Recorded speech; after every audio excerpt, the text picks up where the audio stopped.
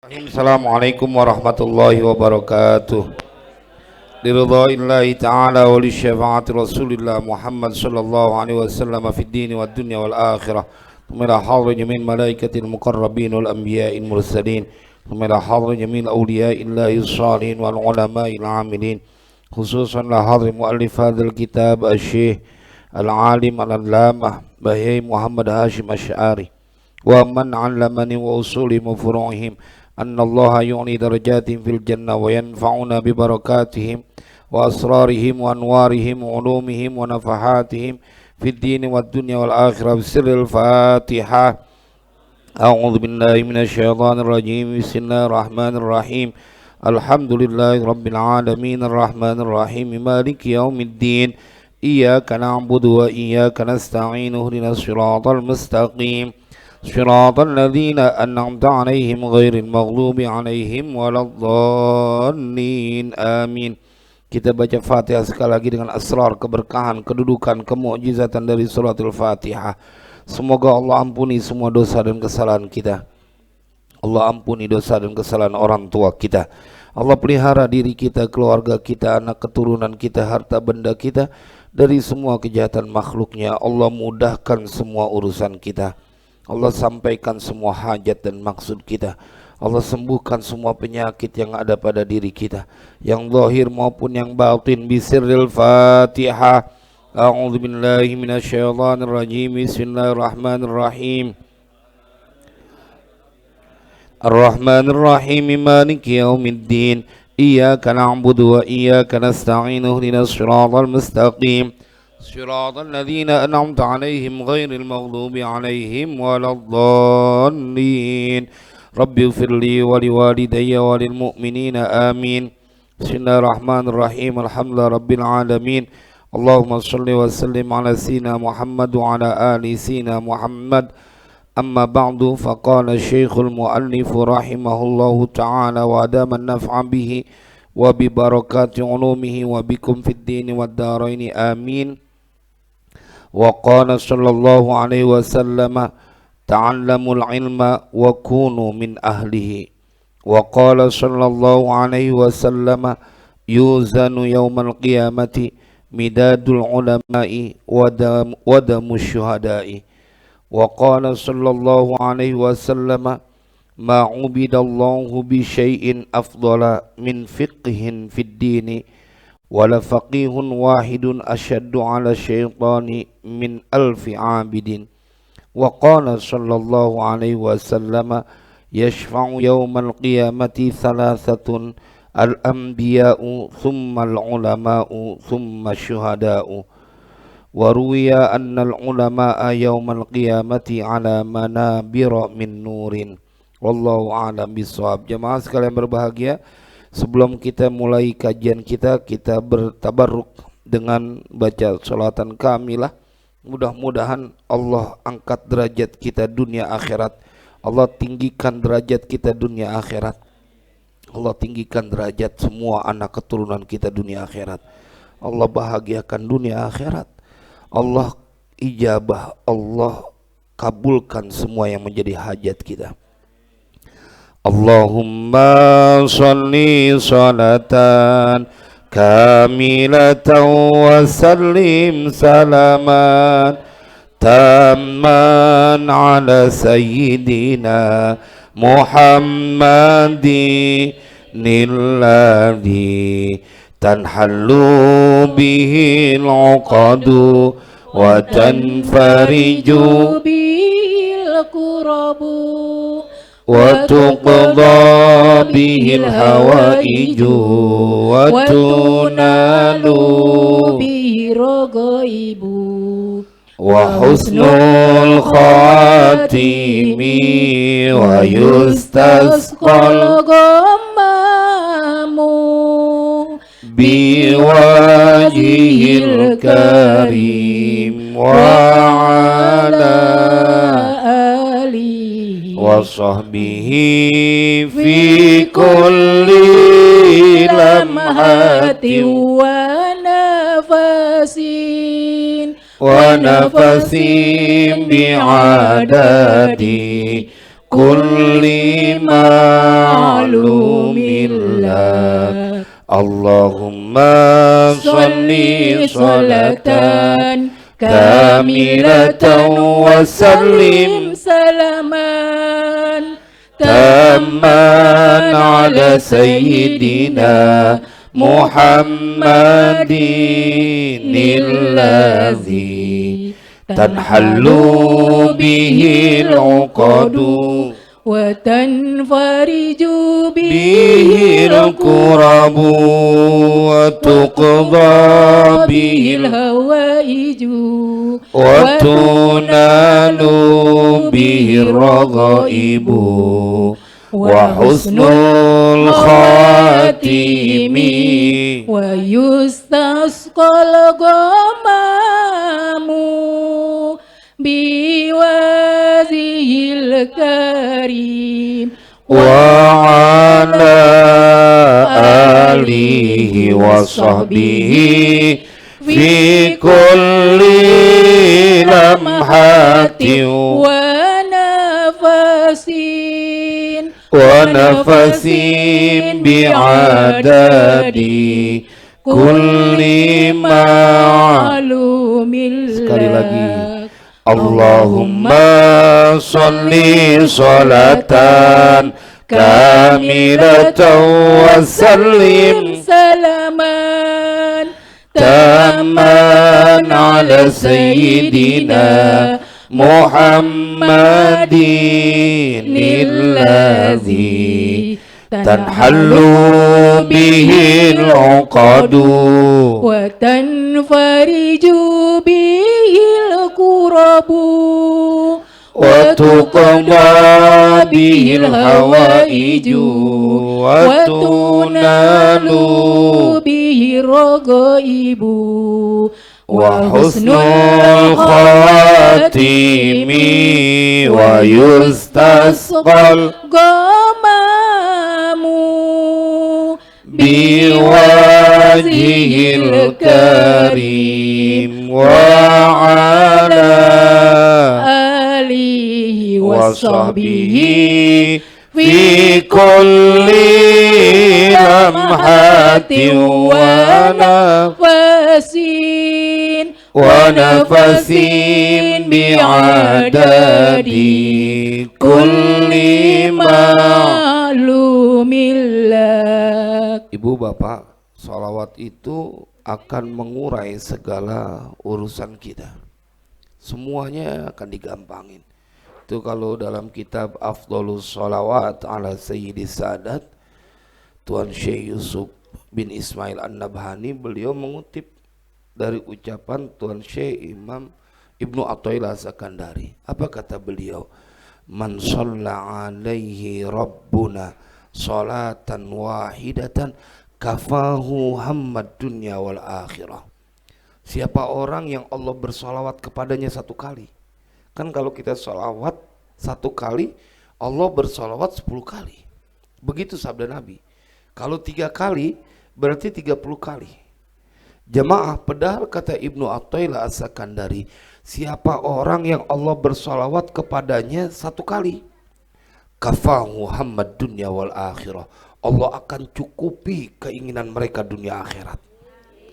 Jadi kita berharap mudah-mudahan dengan keberkahan sholawat ini, semua yang menjadi hajat kita Allah ijabah. Dan yang paling penting ibu, anak-anak kita, mereka semuanya semoga menjadi orang yang bahagia dunia akhirat. Kadang-kadang kita orang tua rada kuat, rada sanggup kalau ngadepin lagi susah gitu. Kita rada kuat, rada tegar. Tapi kalau ngelihat anak kita susah, tuh nggak tahan rasanya. Air mata udah gerujuk aja gitu. Sampai orang tua kita suka ngomong, mudah kalau jatuhnya di lu gua kagak kuat ngeliatnya. Kalau masih bisa ditukar tuh, jangan sampai anak susah pindahin ke orang tua masih mau. Kenapa? Karena saking sayangnya emang gak ada batasnya. Makanya kita kawal mereka dengan bacaan sholawat. Apalagi di zaman sekarang yang tambah berat perjuangan mereka. Tapi kalau dapat berkah sholawat diberikan kekhususan oleh Allah, insya Allah mereka akan menjadi orang selamat dunia akhirat. Baik jamaah, kita masuk ke dalam lanjutan kitab Adabul Alim wal Muta'alim Mbah Yai Hashim Asy'ari. Wa qala sallallahu alaihi wasallam, dan telah bersabda Nabi sallallahu alaihi wasallam. Ini berarti Nabi pesan nama kita. Biar beliau sudah lama meninggalkan kita, tapi pesannya masih terngiang terus karena kita ngebaca kitabnya. Ta'allamul ilma wa kunu min ahlihi. Belajarlah oleh kalian akan ilmu dan jadilah kalian dari orang yang punya ilmu. Karena kalau orang punya ilmu, dia nggak gampang putus asa. Kalau orang punya ilmu, dia akan tahu bahwa Allah maha segalanya. Dia hadir di majelis ta'lim. Saya selalu mengingatkan dengan contoh yang paling sederhana. Kita dekat sama orang kaya aja aman, apalagi dekat sama yang maha kaya. Itu logikanya.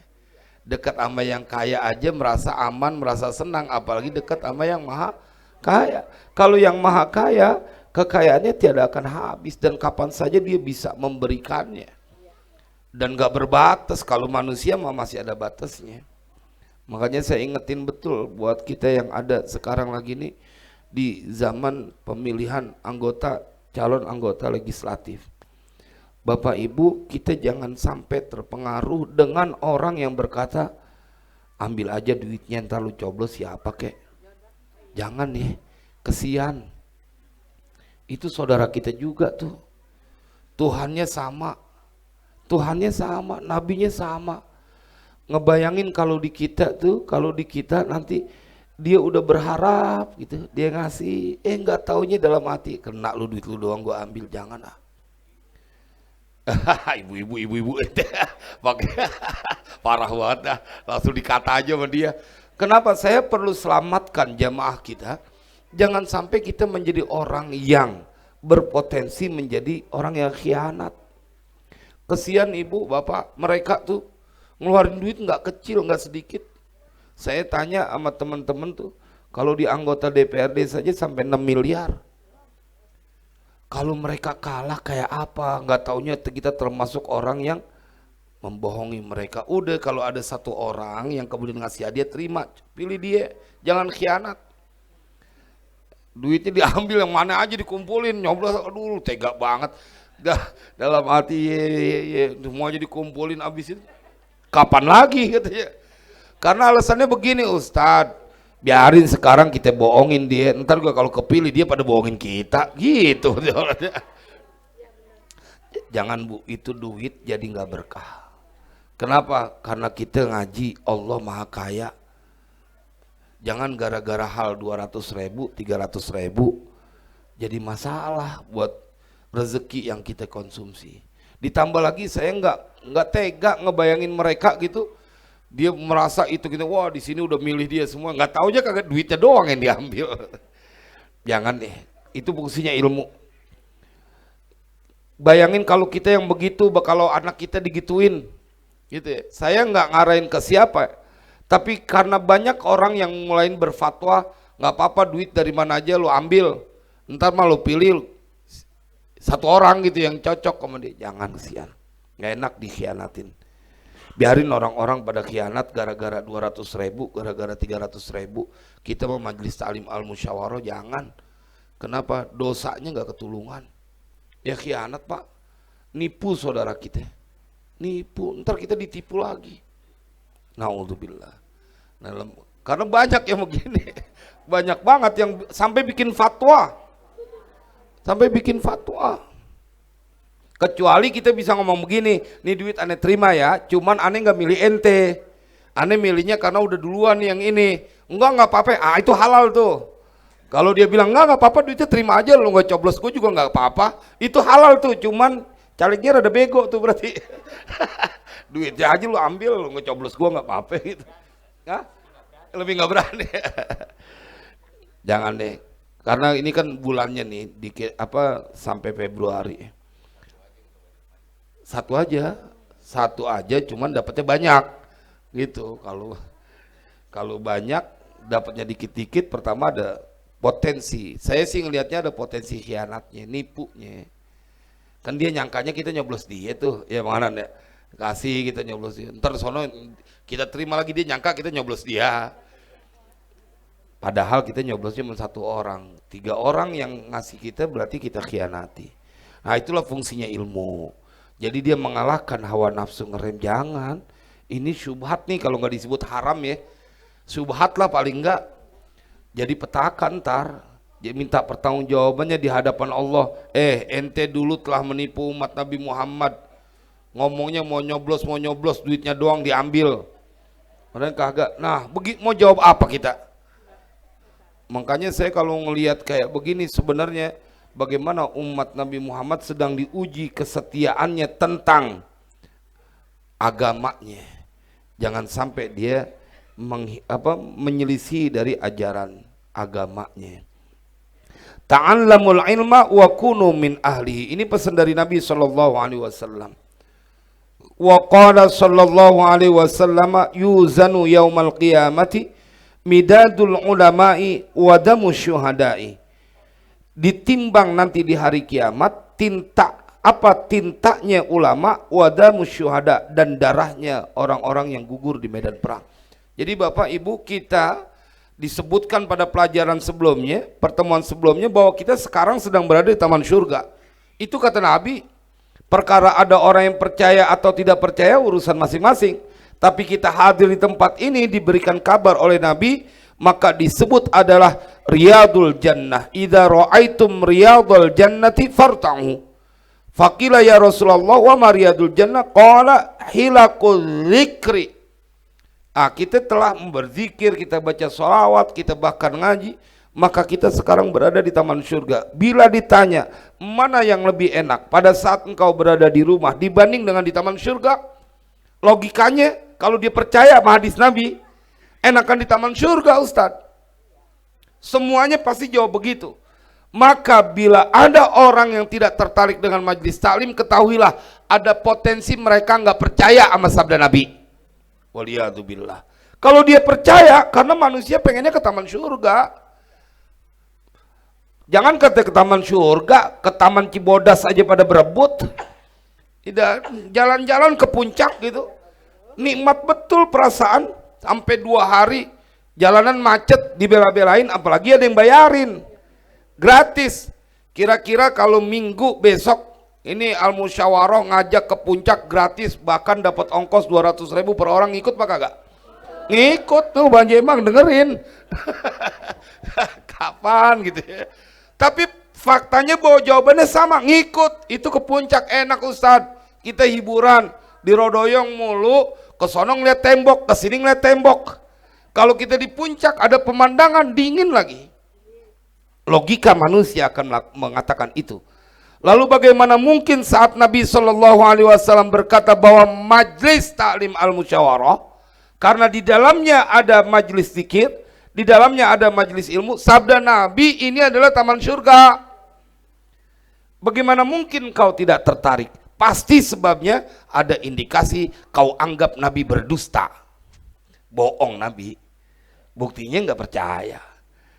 Kalau percaya ini adalah sabda Nabi, benar adanya, maka mereka akan meninggalkan rumahnya karena lebih nikmat berada di taman surga. Jamaah sekalian berbahagia, ini saya jadikan awal supaya kita menjadi orang-orang beruntung, berterima kasih bahwa ada majlis taklim di Musola Al-Musyawarah ini. Mudah-mudahan Allah berikan kita istiqamah. Kita lihat hadis selanjutnya. Wa qala sallallahu alaihi wasallam, dan telah bersabda siapa Nabi sallallahu alaihi wasallam, ma'ubidallahu bi syai'in afdala min fiqhin fid dini.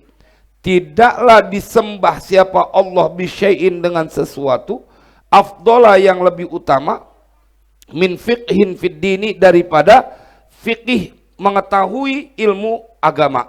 Wala faqihun wahidun, dan sungguh seorang yang ahli agama satu saja itu asyaddu ala syaitani, lebih berat atas syaitan, min alfi abidin, dari 1000 orang yang ahli ibadah. Jadi satu orang yang punya ilmu, maka dia lebih berat bagi setan buat menggodanya dibanding dengan orang yang ahli ibadah. Ahli ibadah karena mereka tidak punya ilmu, begitu sholat duha terus, ada yang datang, Kita jalan ke sono yuk, ke Harapan Indah. Ngapain? Makan sayur pucung. Ayo, jarang-jarang makan enak. Berhenti dia ibadahnya. Berhenti dia, gampang betul digodainnya. Berhenti dengan sayur pucung doang, berhenti itu sholat. Diajak makan sayur pucung, karena kebayang jarang-jarang nih makan sayur pucung. Tapi kalau orang yang punya ilmu, mereka tidak mudah digoda. Orang yang punya ilmu, dia nggak mudah untuk dibeli. Orang yang punya ilmu, dia punya keyakinan bahwa Allah yang memenuhi segalanya. Nah maka setan itu rada berat godain orang yang punya ilmu. Baik, hadis selanjutnya. Wa qala sallallahu alaihi wasallam. Ini dahsyat nih, yang selanjutnya akan membuat kita punya harapan gede. Yashfa'u yaumal qiyamati salasatun. Al-anbiya'u thummal ulama'u thumma syuhada'u. Akan memberikan syafaat pada hari kiamat 3 golongan. Siapa yang pertama? Al-anbiya'u, para nabi. Thummal ulama'u, kemudian para ulama. Ulama akhirat ya. Ulama akhirat yang mereka tidak pernah menjadi orang yang menjual urusan akhiratnya dengan urusan dunianya. Karena sekarang banyak betul ulama-ulama yang mereka kemudian berkepentingan dengan urusan dunianya. Ulama akan memberikan syafaat nanti di yaumil qiyamah. Kalau kata Imam Ghazali, bahkan istilahnya ulama ulama yang jelek. Yang kalau udah berurusan dengan dunia, maka dia tidak tidak lagi memikirkan urusan akhiratnya. Naudzubillah. Kumal ulama. Makanya kita perlu dekat sama orang-orang alim. Saya tuh kalau ketemu orang-orang alim, terutama yang ada di tanah Jakarta, karena kita sering ketemu para ulama dan para habaib, wah itu girang betul kalau kita bisa dekat sama beliau-beliau. Karena kita tahu kalau mereka dekat sama kita atau kita dekat sama mereka, apalagi kita diingat terus, mereka akan memberikan syafaat nanti di yaumil qiyamah. Makanya kalau ketemu Habib Uhud gitu, kita dikenal sama Habib Uhud, dikenal para habaib, dikenal para kiai, girang. Ada orang yang dia kagak kepengen aja deket sama ulama sama habaib. Entar ente pada saat mereka memberikan syafaat kagak kekenalan. Makanya kita kudu sering dekat dengan para ulama, para habaib. Tsumma syuhada, kemudian para syuhada, saudara-saudara kita yang ada di Palestina. Wah, mereka setiap hari itu berpeluang untuk masuk surga. Itu mah jelas-jelas ibu bapak. Yang dilawan orang Yahudi, mereka datang maksudnya menyerang ke Gaza atau ke Palestina, mereka kemudian gugur di medan perang, alatul dia langsung masuk ke dalam surga. Syuhada. Kenapa mereka berperang? Alasannya agama. Kalau alasannya partai kemudian memusuhan, mah dua-duanya cilaka. Pokoknya partai itu cuman pilihan doang. Pilih aja yang kau suka, tidak perlu kau menyalahkan orang lain. Semuanya udah diatur sama Allah. Jangan mau kita jadi pemusuhan gara-gara urusan berbeda pilihan. Jangan mau pak. Kecuali emang kalau istri kudu ngikut sama laki, lakinya milih ini, bininya kudu ngikut. Kenapa? Karena dia tanggung jawab nanti di yaumil qiyamah. Kan pilihan itu akan diminta pertanggungjawaban pak di yaumil qiyamah. Kalau engkau membela orang-orang yang jahat, yang tidak melaksanakan perintah Allah, kemudian dijadikan pemimpin kau pilih dan menang, dan akhirnya membawa kemadharatan pada banyak orang, engkau kebagian dosanya. Kebagian dosanya gara-gara lo pilih itu orang. Jadi banyak yang kemudian sengsara. Banyak rakyat Indonesia yang sengsara. Maka engkau yang memilihnya kebagian. Makanya kita kalau milih kudu milih, ya Allah yang saya kenal nih dia baik. Perkara nanti kalau jadi pejabat jadi jahat kita bebas tuh. Yang saya tahu nih dia baik nih. Kan biasanya kalau udah masuk kepada kekuasaan akan jadi rakus, akan jadi tamak. Nah itu kan udah di luar inian kita, udah di luar dari tanggung jawab kita. Waruya, dan telah diriwayatkan apa annal ulama, bahwasanya ulama yaumal qiyamati, pada hari kiamat, ala manabir min nurin, mereka berada di mimbar-mimbar dari cahaya. Jadi kayak guru-guru kita, Habib Uhud, terus Abu Ya Saifuddin Amsir, Sayyidul Walid, Al-Habib Ali bin Abdurrahman Segaf, yang mereka Muallim Syafi'i Azami berada di atas mimbar nanti dari cahaya. Karena kita udah tahu ulama akhirat, mereka yang tidak pernah memikirkan urusan dunianya. Nah, kalau kita kenal sama mereka, beliau-beliau pada saat di dunia dipanggil, fulan, ini dia nih dulu yang ketemu di Warudoyong.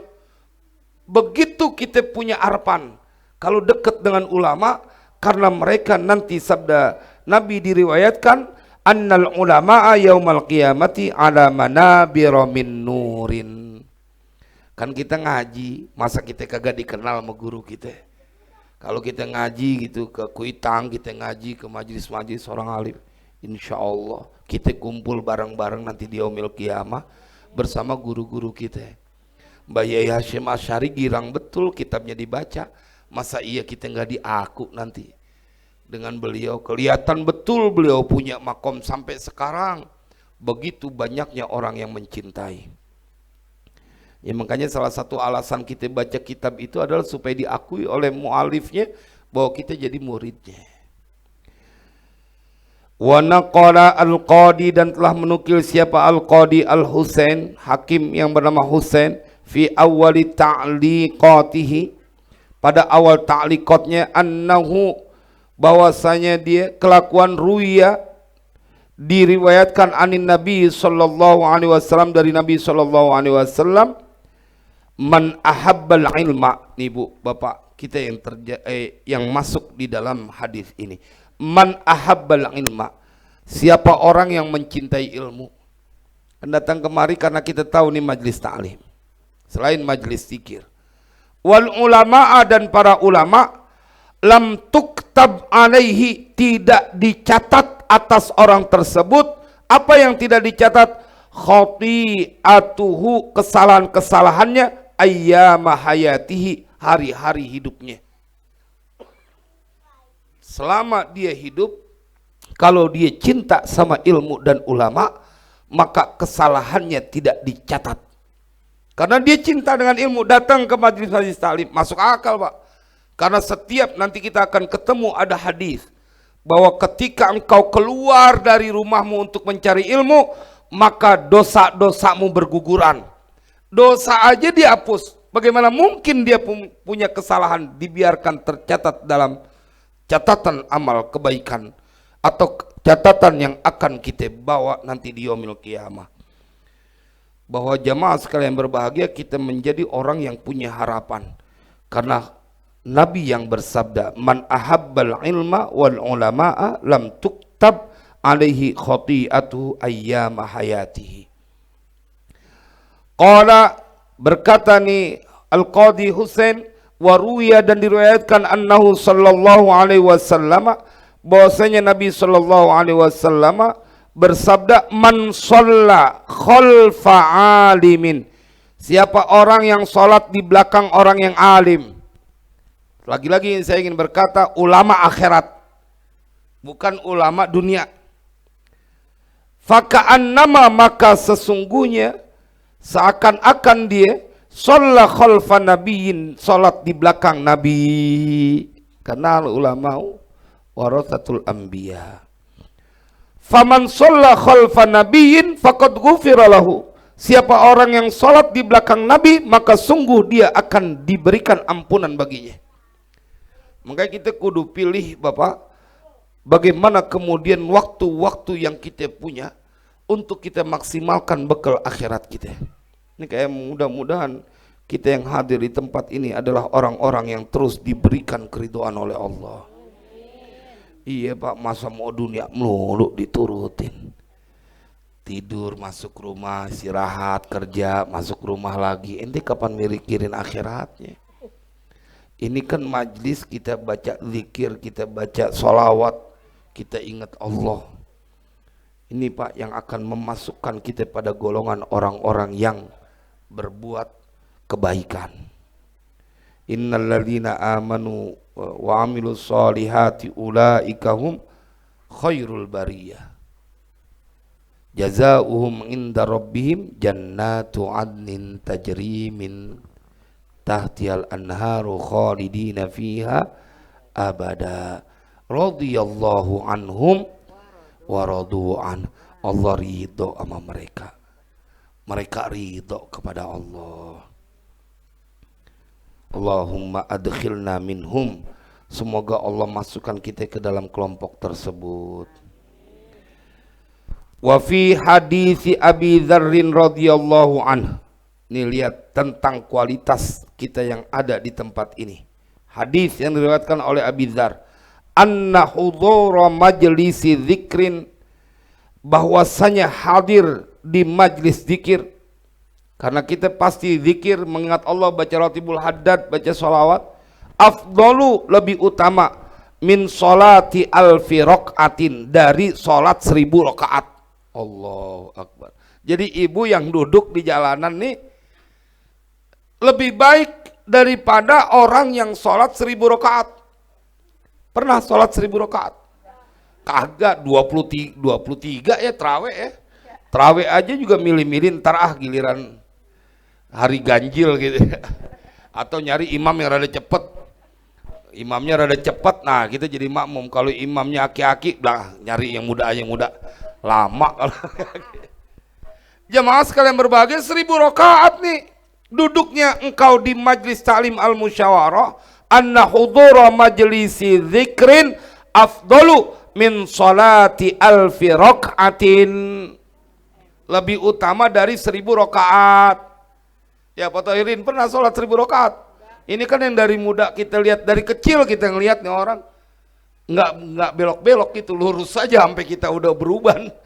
Mudah-mudahan istiqomah terus ya, sehat terus. Wa syuhudi alfi janazatin, dan lebih baik majlis ta'lim al-musyawarah, majlis zikir, datang dia ke majlis zikir lebih baik dari 1000 rakaat dan 1000 menyaksikan 1000 jenazah. Lah kagak bisa kita lagi setiap hari nyaksiin 1000 jenazah. Paling banter 2, 3, 4. Ini 1000 jenazah ente takziah 1000 kali kepada jenazah, maka itu masih kalah utamanya dibanding dengan hadir ke majlis ta'lim al-musyawarah. Wah, langsung al-musyawarah aja. Kenapa? Karena majlis zikir. Siapapun yang kemudian mengumpulkan acara, kemudian orang banyak berzikir mengingat Allah, kebayang nggak pahalanya kayak gimana?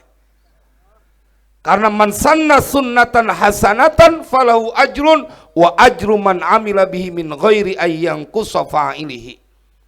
Makanya ini yang kudu kita terus yakinin, ente berbuat kebaikan enggak sia-sia, Allah lihat, Allah saksikan semuanya. Man jaa bil hasanati falahu asyru amsalihha. Wah, itu dalam Al-Qur'an tuh. Wa iyadati alfi maridin, dan hadir di majlis zikir itu lebih utama daripada dia menjenguk 1000 orang sakit. Kan menjenguk orang sakit pahalanya 1000 orang sakit kita pindah-pindah, dia nggak menang kalau dibanding dengan orang yang duduk di majlis ta'lim al-musyawarah atau di majlis taklim manapun yang mereka berzikir mengingat Allah. Makanya ibu-ibu tuh luar biasa. Di mana-mana saya di bulan Maulid ini, mau acara jam berapa aja, ibu-ibu tuh paling banyak kalau hadir di majlis Maulid. Kadang-kadang begini, bahanan mereka bikin acara Maulid sendiri, bapak-bapak nggak boleh ikut. Giliran bapak-bapak bikin acara Maulid, ibu-ibu masih nongol juga. Saking dia punya cinta kepada baginda Rasulullah. Padahal mereka udah capek tuh ngurusin anak, ngurusin laki, tapi tetap mereka punya semangat. Kayak besok insya Allah hari Kamis, saya akan ngisi pengajian di GOR daerah Bekasi, itu ribuan kaum muslimat, BKMT se-Jawa Barat. Nah, saya diminta untuk ngisi di daerah Bekasi di GOR, untuk doa munajat untuk negeri. Wah, itu kumpul ribuan tuh se-Jawa Barat, dari mana aja datang ke Bekasi. Solid betul. Mudah-mudahan semua termasuk orang-orang yang diridhoi oleh Allah Subhanahu wa taala. Iya kan capek banget jadi ibu-ibu. Saya memang tahu betul Pak, ngerasain karena dulu pernah ngurusin anak satu, ditinggal bini kuliah. Saya capek banget ngurusin anak satu. capek banget. Ampun dah, cuman atu doang itu. Nah tuh ada yang nyeletuk baru 1 belum 5, udah 5 bapaknya kagak urus lagi. Tambah lengkap aja udah kita. Tapi mereka tetap sabar. Datang ke majelis salim, datang ke majelis maulid, luar biasa, emang gak ada capeknya. Makanya punya istri yang soleha akan membawa kita kepada keberkahan. Kalau bini ngajaknya ke mall mulu, wah capek dah. Capek muanya, capek badannya, capek duitnya. Tapi kalau ke majelis talim al musyawarah, bang anterin saya ngapa bang, mau ke majelis talim al musyawarah, waduh, itu yang begitu kalau belum mati jangan dikuburin tuh. Belum mati, kalau dikuburin kena pasal kita. 1, kehadiran di majelis zikir lebih utama dari 1000 rakaat sholat sunnah tentunya. Kemudian menyaksikan 1000 jenazah. Padahal menyaksikan jenazah bu, dia nggak sampai bawa, cuma nyaksin doang, sholat gitu, menyaksikan dalam pengertian dia sholat gitu. Itu 1 qirot pahalanya. Berapa tuh 1 qirot? Sebesar gunung Uhud.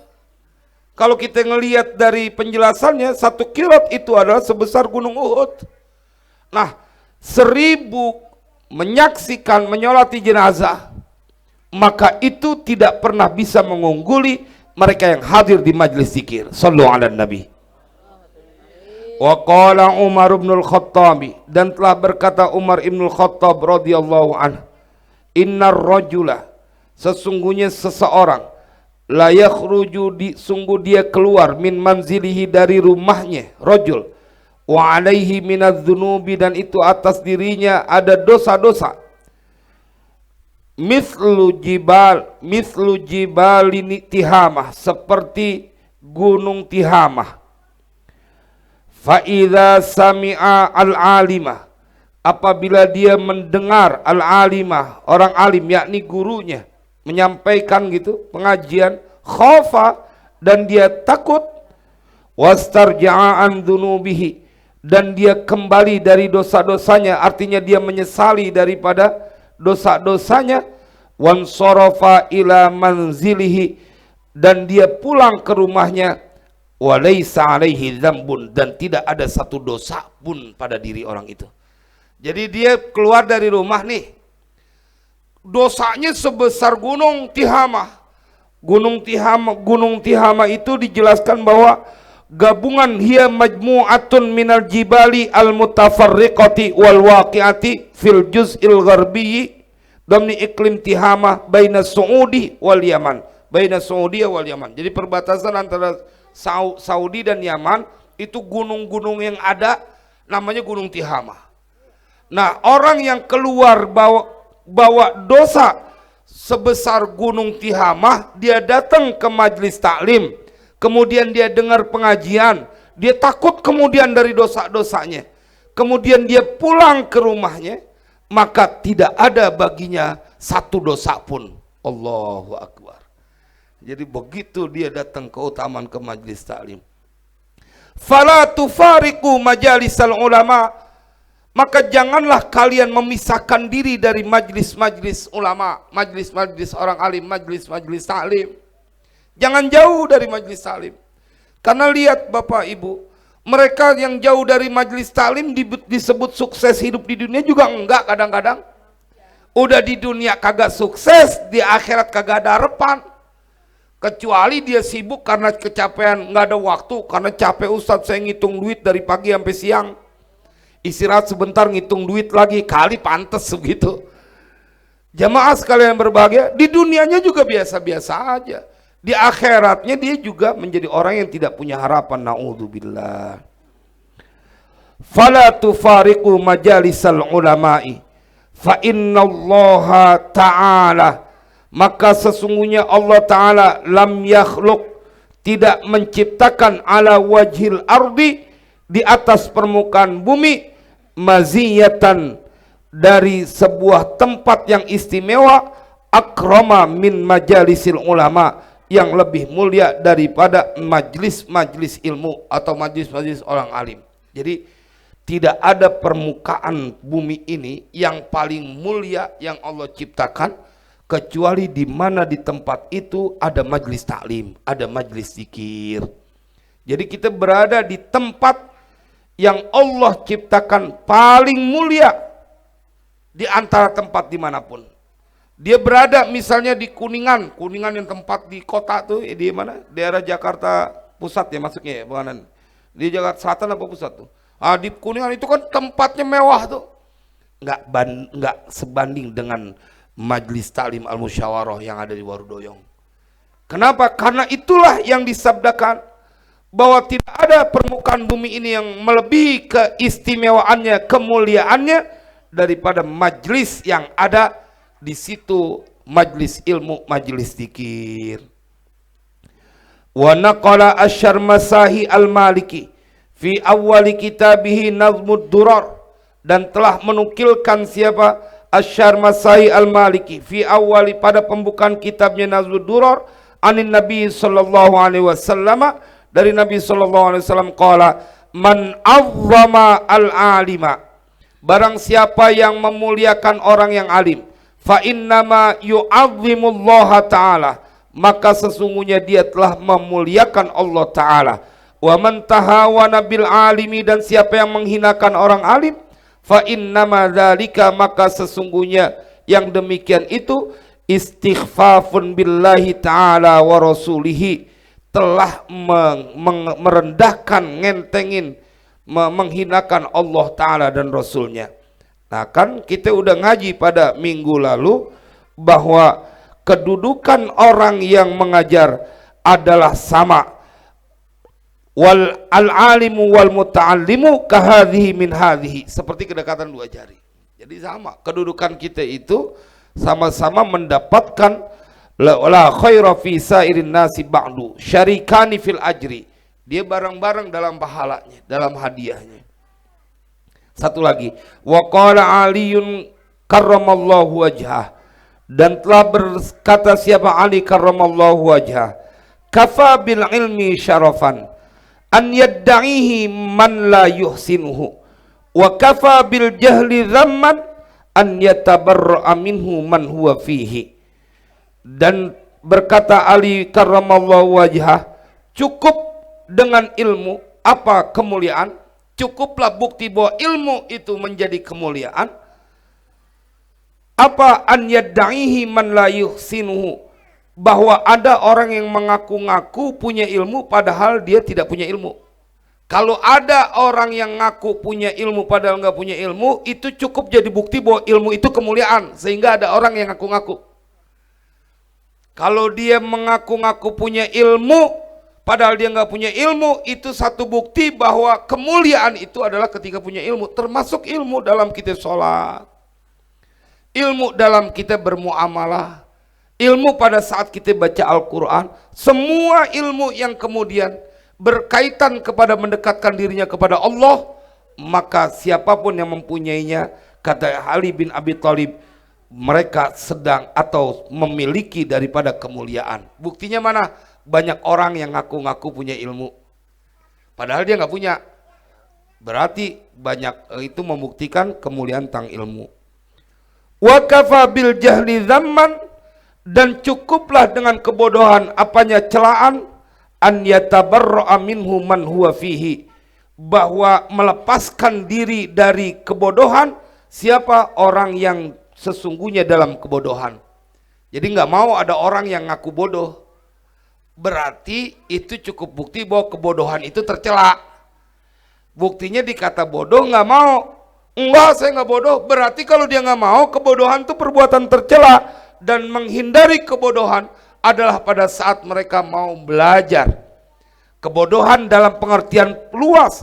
Kebodohan ketidaktahuan dia urusan alam barzakh. Kebodohan ketidaktahuan betapa beratnya nanti di yaumil qiyamah. Maka kita kudu datang hadir ke majlis zikir, majlis ilmu. Mudah-mudahan ini menjadi manfaat buat kita semuanya. Jangan nyerah ibu bapak dalam berbuat kebaikan, karena ntar kita akan jadi menjadi orang yang bersyukur. Oh iya, alhamdulillah dulu gabung di majlis-majlis taklim. Tapi ntar mereka yang tidak pernah demen dengan majelis taklim, mereka akan menyesal tuh segitu doang. Lemah bu, bapak, badan kita. Ada waktunya kita menjadi orang yang gak berdaya. Dulu kita lagi bersila begini bu, waktu jadi santri, bangunnya langsung lompat juga bisa. Sekarang kita bangun dari bersila, kudu pegangan, pelan-pelan. Dulu mah waktu jadi santri lompat kita. Artinya apa? Lemah kita, pada waktunya lemah. Lagi dulu emang masih kurus, sekarang udah kegemukan. Jadi rada beda. Mudah-mudahan Allah kasih kita istiqomah. Bismillahirrahmanirrahim. Alhamdulillah rabbil alamin. Allahumma sholli wa sallim ala sayyidina Muhammad wa ala ali sayyidina Muhammad. Allahumma ya Rabbana birahmatika wa bijahi nabiyikal Mustafa wa bijahi awliyaika wa bijahi muallif hadal kitab. Ya Allah, sahil umurana wa umura auladina wa dhurriyatina wa talamidina wa jama'atina wa man ahsana ilaina wa man awsana bid-du'a wa man lahu haqqun alaina. Ya maulana hasil maqasidana wa maqasidahum warfa' darajatina wa darajatihim fid dini wad dunya wal akhirah. Wa sallallahu ala sayyidina Muhammadin wa ala alihi wasallam. Walhamdulillahi rabbil alamin. Wassalamualaikum warahmatullahi wabarakatuh. Sama pahalanya sama, ngaji juga dihitungnya, ngaji di media sosial, malah pahalanya gedean kali.